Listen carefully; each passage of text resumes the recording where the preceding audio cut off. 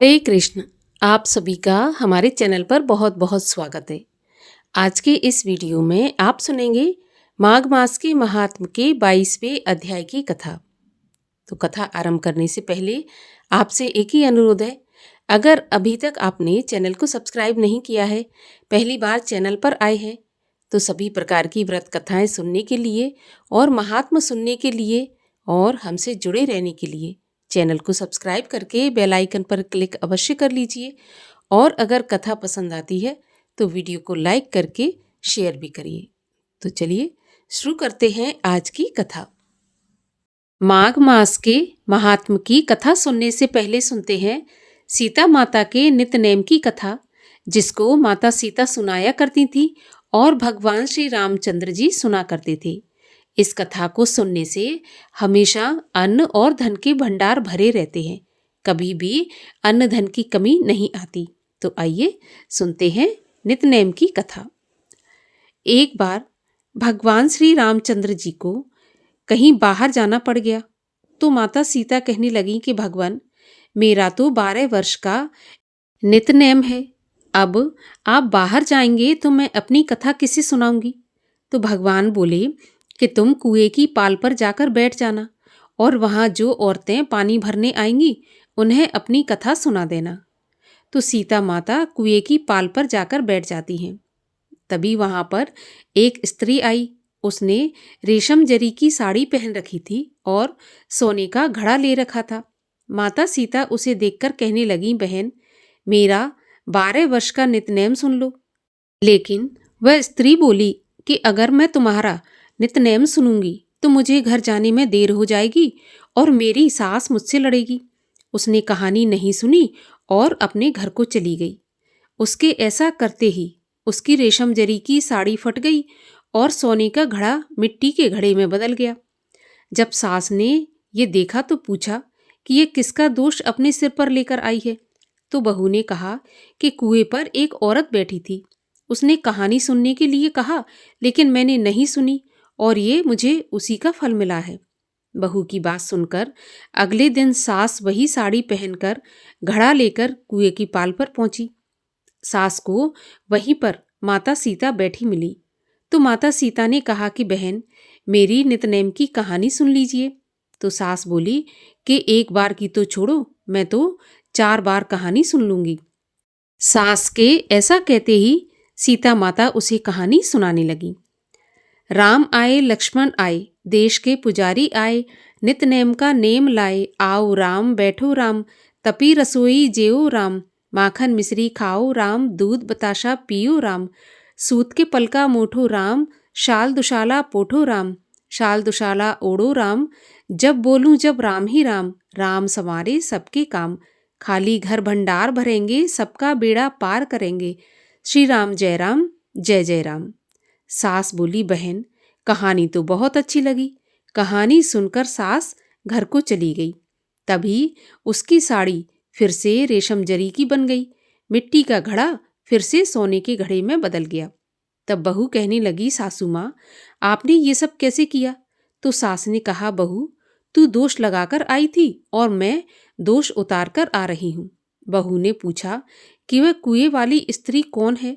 तब सास बोली कि वे सीता माता थीं।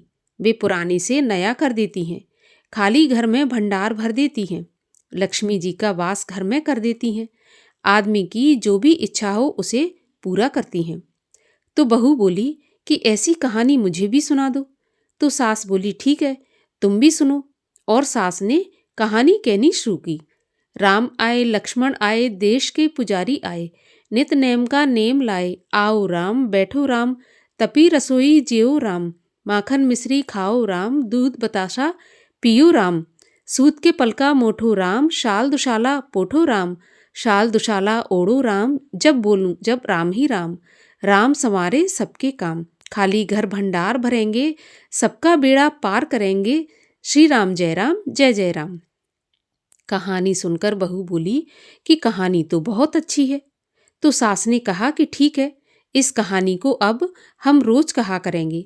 अब तो सास बहू रोज सवेरे उठती, नहाती धोती और पूजा करने के बाद नित्य नेम की सीता जी की कहानी कहती। एक दिन उनके यहाँ एक पड़ोस की औरत आई और बोली कि बहन जरा सी आँच देना। तो वह बोली कि आँच तो अभी हमने जलाई ही नहीं। तो पड़ोसन कहने लगी कि तो फिर सुबह 4 बजे से उठकर तुम लोग क्या कर रही हो? तो उन्होंने कहा कि सुबह उठकर हम पूजा करते हैं, फिर सीता माता की नित्य-नेम की कहानी कहते हैं। तो पड़ोसन उनकी बात सुनकर बोली कि माता सीता की कहानी कहने से तुम्हें क्या मिला? तो वे बोली, इनकी कहानी कहने से घर में भंडार भर जाते हैं, सारे काम सिद्ध होते हैं, मन की इच्छा भी पूरी होती है। तो पड़ोसन कहने लगी कि बहन ऐसी कहानी मुझे भी सुना दो। फिर वह बोली कि ठीक है, तुम भी ये कहानी सुन लो। और सास ने पड़ोसन को कहानी कहनी शुरू कर दी। राम आए, लक्ष्मण आए, देश के पुजारी आए, नित नेम का नेम लाए, आओ राम बैठो राम। इस प्रकार से पूरी कहानी पड़ोसन को सुना दी। सारी कहानी सुनने के बाद पड़ोसन कहने लगी, बहन कहानी तो मुझे बहुत अच्छी लगी। अब वह पड़ोसन भी नित नेम सीता माता की कहानी कहने लगी। कहानी कहने से सीता माता ने पड़ोसन के भी भंडार भर दिए। अब तो पूरे मोहल्ले में नित्य-नेम की कथा चल पड़ी। हर किसी की मनोकामना पूरी होने लगी। हे सीता माता, जैसे आपने उनके भंडार भरे, वैसे ही आप हमारे भी भंडार भरना। जो ये कहानी कहे या सुने, उनके भी भंडार हमेशा भरे रखना। बोलिए सीता माता की जय। और अब सुनिए माघ मास के महात्म के 22वें अध्याय की कथा, जिसमें देवदूती द्वारा भगवान की स्तुति का वर्णन किया गया है। वशिष्ठ जी बोले, हे राजा दिलीप, भगवान जनार्दन के अंतर ध्यान होने पर देवदूती नारायण के ध्यान में मग्न हो गए। वेदनिधि लोमश जी से बोले, हे महर्षि, मैं आपके मुख से ये पवित्र कथा सुनकर कृतकृत्य हुआ। गंगा जी में स्नान करने के समान विष्णु जी की इस पावन कथा से आज पवित्र हो गया। अब कृपा कर उस स्तोत्र को कहिए जिससे पाप रहित देवदूती को माधव भगवान ने प्रसन्न होकर दर्शन दिया था। आप जैसे महापुरुषों के सत्संग से मुझको सिद्ध मनोरथ प्राप्त हुआ। लोमश जी बोले, हे वेदनिधि, मैं तुमसे उस उत्तम स्तोत्र का रहस्य कहता हूँ जो गरुड़ जी से मुनि वशिष्ठ जी को मिला था। हे विप्र, ये अत्यंत शुभ, सभी पापों को हरने वाला और आत्मज्ञान कराने में सबसे उत्तम है। सो सुनो। ओम नमो भगवते वासुदेवाय। विश्वव्यापी चक्रधारी भक्तों के प्रिय तेज स्वरूप भगवान कृष्ण को नमस्कार हो। जब स्तुति करने वाला जिसकी स्तुति की जाए वह तथा स्तुति ये सभी जगत विष्णु में है, तब किससे स्तुति की जाए? क्योंकि मनुष्य की बुद्धि भेद मानती है। जिस देव के निश्वास से सूत्र तथा अंगों सहित वेद उत्पन्न हुए हैं, भला कौन सी स्तुति उनको प्रसन्न करेगी? केवल भक्ति से मैं वाचाल हुआ। जिसको साक्षात वेद भी नहीं कह सकते, जिसको वाणी और मन नहीं जानता, उसकी स्तुति मुझ जैसा ज्ञानहीन कैसे कर सकता है और भक्तिमान कैसे हो सकता है? जिसकी महिमा से चर तथा अचर सारा त्रिलोक चक्र के समान घूम रहा है। हे देव, आप उत्तम शास्त्र जानने वाले चक्रपाणी हो। ब्रह्मा विष्णु के आदि रूप, सबके आश्रय, सबके सृष्टा, ब्रह्मा के भी आदि कारण शुद्ध ब्रह्म आप ही हो। तुम पृथक पृथक हो, ये कल्पना करना मूर्खता है। शरीर तथा जीव का भेद शरीरधारी को छूते ही ज्ञान पैदा करता है। आपको काया का दोष छू भी नहीं सकता। आप देवात्मा में सदा जागते हो, निज आत्मा में कभी नहीं सोते। हे विष्णु, आपसे संपूर्ण सुखों को देने वाली बुद्धि उत्पन्न होती है। हे नाथ, आप ही पांचों काम इंद्रिय और पंच महाभूत तथा मन के विविध भाव हो। हे ब्राह्मण, ब्रह्मा, रुद्र तथा विष्णु, इन तीन कल्पनाओं से तुम संसार की कल्पना वैसे ही करते हो जैसे पिता पुत्र की करता है। आपकी चिन्ह मूर्ति ने सारे संसार को बिना राग, मोह, द्वेष इत्यादि के और बिना सजातीय, विजातीय, स्वागत भेद इत्यादि के बना रखा है। जिसका तत्व रूप जो कवियों में प्रकाशमान होता है, उस निर्मल तत्व को मैं नमस्कार करता हूँ। जिसके ज्ञान से श्रुतियों में कहे हुए कर्मों को लोग करते हैं, उस इच्छा रहित संसार के प्रिय पवित्र ब्रह्म को मैं नमस्कार करता हूँ।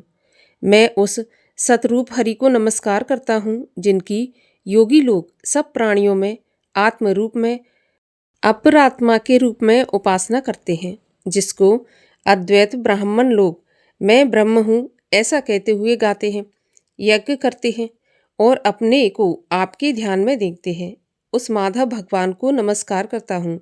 मैं उस चित्त रूपी आत्मा को नमस्कार करता हूँ जो मनुष्यों के माया तथा मोह से पैदा हुए विचित्र आभास, अहंकार तथा ममता को जानकर खो देता है। संसार में मनुष्यों की मोह रूपी वायु से सदा भभकाने वाली तृष्णा की ज्वाला आपके चरण कमल की छाया पड़ने से नहीं जलाती, जिसके स्मरण मात्र से मोह, बुरी गति, रोग तथा दुख कुछ भी पैदा नहीं होते। मैं उस अनंत स्वरूप को नमस्कार करता हूँ जिसके मिल जाने पर प्रजा और किसी कामना की इच्छा नहीं करती, जिसको जानकर अद्वैतवादी मनुष्य आत्मा के समान देखते हैं। यदि विष्णु शब्द का अर्थ और इनके विषय का ज्ञान एक ही होता तो इस सत्य से हे माधव, मैं संसार की माया में न फंसकर तुम्हारे ही ध्यान में रत रहूं। यदि वेदांत दर्शन की सम्मत से नारायण सारे संसार में व्याप्त है तो इसी सत्य से मेरी विष्णु भगवान में निर्विघ्न भक्ति हो। जो बीज नहीं है अर्थात किसी वस्तु के कारण नहीं है, तो भी बिना बीज के अर्थात बिना किसी हेतु के स्वयं विद्यमान है। जो बीजों में बीज से युक्त है वह भगवान विष्णु ज्ञान रूपी खंग से हमारे सांसारिक बीज को टुकड़े टुकड़े कर दे। जो संसार की सृष्टि, स्थिति तथा लय के लिए तीन रूप धारण करते हैं और इन कार्यों में सत्व, रज, तम इन तीनों गुणों से विद्यमान रहते हैं, वह भगवान मुझ पर प्रसन्न हो। वह भगवान जो सब देवताओं की प्रार्थना करने पर धर्म की रक्षा करने के लिए 10 रूप से देह धारण कर अवतार लेते हैं, वह भगवान मुझ पर प्रसन्न हो। ब्रह्मादि से लेकर स्तंभ पर्यंत प्राणियों के हृदय रूपी निर्मल मंदिर में जो एक ही देव वास करते हैं, वह भगवान मुझ पर प्रसन्न हो। सृष्टि के पहले जिस देव ने इच्छा प्रकट की कि मैं एक से बहुत रूप हो जाऊं और जो एक से अनेक रूप में हुए तथा देवताओं का निर्माण कर उनमें प्रवेश किया, वह भगवान मुझ पर प्रसन्न हो। हृदय रूपी आकार में आकाश में क्रिया करने वाले, आकाश के समान सब जगह रहने वाले, आकाश के भी आदि अर्थात उत्पन्न करने वाले, इंद्रियों से अलग इंद्रियों की क्रिया में प्रेरणा रूप कार्य करने वाले, आकाश में जाने वाले, हृदय रूपी आकाश में अंतर्यामी होकर विचरने वाले, खंग ब्रह्म प्रलय के अंत में आकाश इत्यादि को मिटाने वाले, आकाश मूर्ति तुम यज्ञ भोक्ता हो। जो कांतिवान जगत को मोहित करने वाला, अज्ञान को तथा असत्यता से उत्पन्न दुख को नाश करने वाला हो, जिसके सदरूप की सत्ता से संसार आकार युक्त हुआ है, जो अविद्या रूपी संसार का त्याग करने वाला हो, वही जगन में आप हो। आपका बनाया हुआ यह विश्व आनंद करता है और आपसे त्याग किए जाने पर यह अपवित्र हो जाता है। आपका साथ करने पर भी तुम बिना साथ के बने रहते हो, इसी से तुम में कोई विकार नहीं होता। जिनको चारवाक पंचभूत के योग से पैदा हुआ चैतन्य मानते हुए उपासना करते हैं और प्रौढ़ तर्क से आपको क्षणभंगुर बुद्धि कहते हैं। जैन लोग तुमको शरीर का परिणाम मानते हैं तथा सांख्यवादी तुम्ही को प्रकृति से परे पुरुष मानकर ध्यान करते हैं। जो पूर्वजों से कहे जन्मादि से रहित पूर्ण चैतन्य रूप सर्वदा आनंद लक्ष्य वाले तुमको उपनिषद वाले ब्रह्मा नाम से चिंतन करते हैं। आकाश आदि पंच महाभूत, देह, मन, बुद्धि, इंद्रियां, विद्या, अविद्या, तुम ही सब कुछ हो। तुमसे अलग कुछ भी नहीं है। तुम ही सब प्राणियों को पैदा करने वाले हो। तुम ही मुझको अपनी शरण देने वाले हो। तुम ही अग्नि, हवि, इंद्र, होता, मंत्र, क्रिया, फल सभी कुछ हो। तुम कर्म के फल को देने वाले तथा दीक्षितों की क्रिया को पूर्ण करने वाले हो। बैकुंठ में तुम्हारे सिवा कोई दूसरा नहीं है। मैं तुम्हारी ही शरण में हूँ। सब प्राणियों के तुम ही हेतु हो। तुम हमको शरण देने वाले हो। जिस तरह युवतियों की तरुणों में तथा तरुणों की तरुणी में हृदय की प्रीति रहती है, उसी तरह मेरी भी प्रीत तुम्ही में रहे। हे हरि, जो पापी और दुराचारी मनुष्य आपको प्रणाम करता है, उसको यम के दूत उसी तरह नहीं देखते जैसे उल्लू सूर्य को नहीं देखता। तीनों तापों, आदि दैहिक, आदि दैविक, आदि भौतिक के दुख तथा पापों के समूह तभी तक मनुष्य को दुख देते हैं जब तक, हे नाथ, वह आपके चरण कमलों की सेवा नहीं करता। जिनको गुण, जाति तथा शरीर के धर्म स्पर्श नहीं करते, जिनको गतियां स्पर्श नहीं करती, जिनको इंद्रियां आकाशवत वशीभूत नहीं करती, जिनको मोह युक्त मुनि लोग साक्षात नहीं कर सकते, उन विशिष्ट भगवान हरि को मैं नमस्कार करता हूँ। जितने ऐश्वर्य अर्थात ज्ञान रूपी सुंदर गुण हैं तथा जिन्होंने सुख स्वरूप मोक्ष रूपी लक्ष्मी का आलिंगन किया है, जो आत्मस्वरूप सुख भोगने वाले हैं तथा ध्यान रूपी जीवदायी चूर्ण से जिन्होंने मृत्यु को वश में किया है, इस तरह के मुनियों से सेवित हरि भगवान को मैं नमस्कार करता हूँ। जिनका स्वभाव जन्म आदि से अलग है, जिनमें काम क्रोध इत्यादि 6 वर्ग शांत हो जाते हैं, जिनको काम आदि दोष कभी दुख नहीं देते, उस निर्मल वासुदेव भगवान को मैं हृदय से प्रणाम करता हूँ।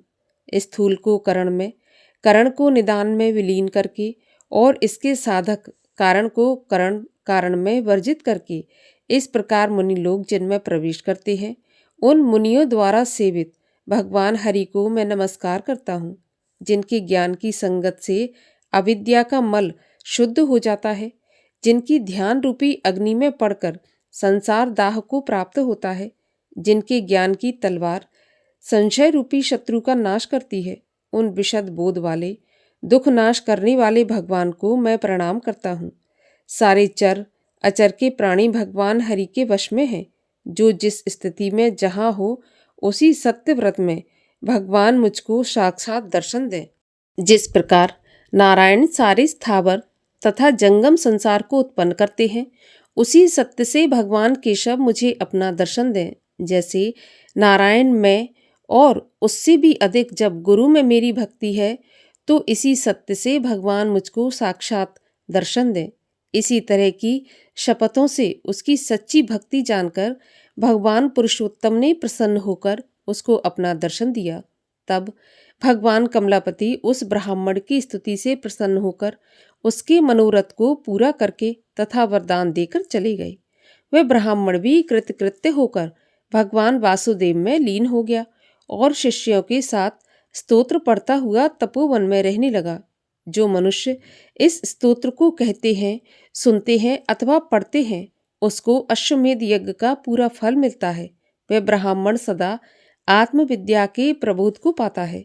उसकी बुद्धि पाप में नहीं लगती और वह बुरा फल नहीं देखता। इस स्तोत्र के पठन पाठन से सब मनुष्यों की बुद्धि, मन तथा इंद्रियां स्वस्थ होती हैं। जो मनुष्य हरि में लीन होकर भक्ति पूर्वक अर्थ का विचार करके इस स्तोत्र का जप करता है, वह पापों को दूर कर अपने वैष्णव पद को पाता है। इस स्तोत्र के सदा पाठ करने से मनुष्य अपने सब काम और मनचाहे फल को पाता है, अत्युत्तम पुत्रों को पाता है तथा दीर्घायु, धन और पराक्रम को पाता है। 1000 तिल पात्र और 100 गौदान करने से जो फल मिलता है, वह फल इस स्तोत्र के कीर्तन से मिलता है। मनुष्य धर्म, अर्थ, काम, मोक्ष में से जिसकी भी कामना करता है, वह उसको इस स्तोत्र के पाठ से शीघ्र प्राप्त हो जाता है। इस स्तुति के सुनने से मनुष्यों की सदाचार, विनय, धर्म, ज्ञान, तप और नीति में बुद्धि होती है। इस स्तोत्र के कीर्तन से महापातक और उपपातकों से युक्त मनुष्य भी तुरंत शुद्धात्मा हो जाता है। इसके पाठ से बुद्धि, धन, यश, कीर्ति, ज्ञान तथा धर्म आदि सब बढ़ते हैं। दुष्ट ग्रहों की शांति होती है और अशुभ का निवारण होता है। द्विजातियों को इस स्तोत्र के पढ़ने से उनकी सब व्याधियों को हरण करता है, सब अरिष्टों को दूर करता है और दुर्गति से तारता है। नक्षत्र और ग्रहों की पीड़ा से राजा, देव, अग्नि, चोर, सिंह, व्याघ्र, भूत, प्रेत, पिशाच, पूतना, जमभृक, टोटका आदि के कुछ भय नहीं होते। इस स्तोत्र के पाठ करने से मनुष्य को किसी भी प्रकार का भय नहीं रहता और इस लोक और परलोक में अक्षय सुख को पाता है। वह पापों से नहीं लिपटता, उसको गंगा आदि पुण्य तीर्थों में स्नान करने की सी गति मिलती है और वह अक्षय धन पाकर स्त्रियों का दुलारा होकर लोक में सत्कार प्राप्त करता है। इस स्तोत्र के सुनने और प्रातःकाल कीर्तन करने से भक्तों के धन का अभाव, कालकर्णी, बुरे स्वप्न तथा बुरी चिंताएं तुरंत नाश हो जाती हैं।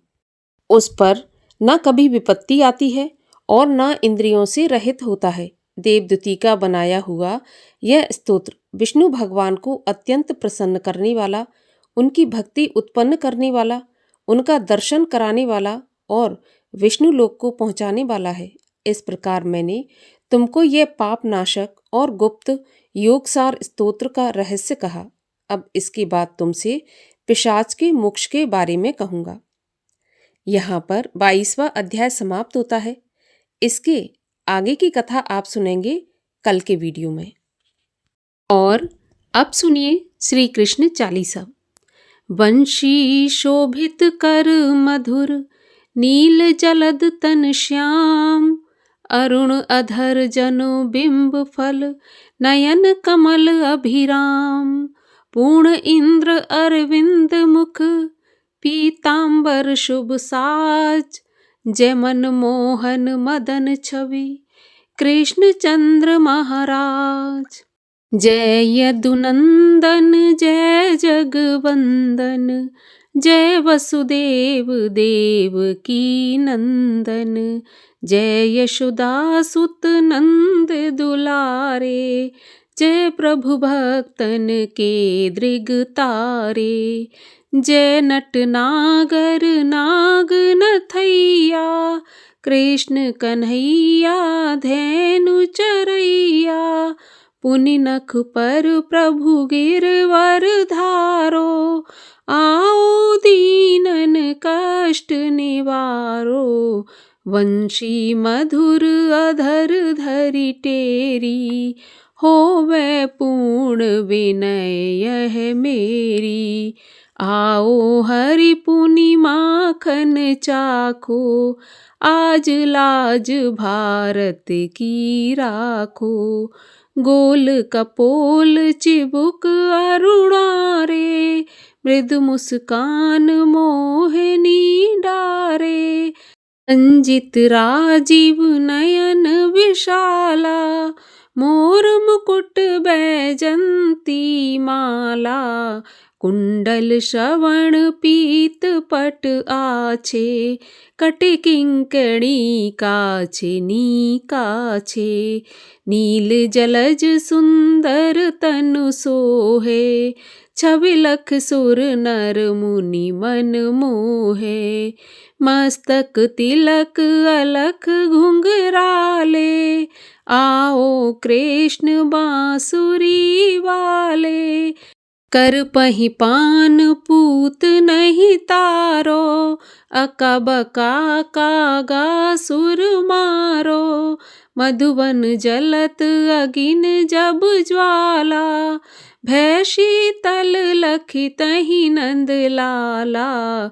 सुरपति जब ब्रज चढ़ो रिसाई, मूसर धार बारी बरसाई, लगत लगत ब्रज चहन बहायो, गोवर्धन नख धार बचायो, लख यशुदा मन भ्रम अधिकाई, मुख मह 14 भुवन दिखाई, दुष्ट कंस अति उधम मचायो, कोटि कमल जब फूल मंगायो, नाथ काली यहीं तब तुम लीने, चरण चिन्ह दे निर्भय कीने, कर गोपिन संग रास बिलासा, सबकी पूर्ण करी अभिलाषा, केतिक महा असुर संघारो, कंसहि केस पकड़ दे मारो, मातु पिता की बंदी छुड़ाई, उग्रसेन कह राज दिलाई। महिते मृतक छहों सुत लायो, मातु देव की शोक मिटायो। भौमासुर मुर दैत्य संघारी, लाए षट दश सहस कुमारी। दे भीमहि तृण चीर संघारा, जरासेंधु राक्षस कह मारा। असुर बकासुर आदिक मारो, भक्तन के तब कष्ट निवारो।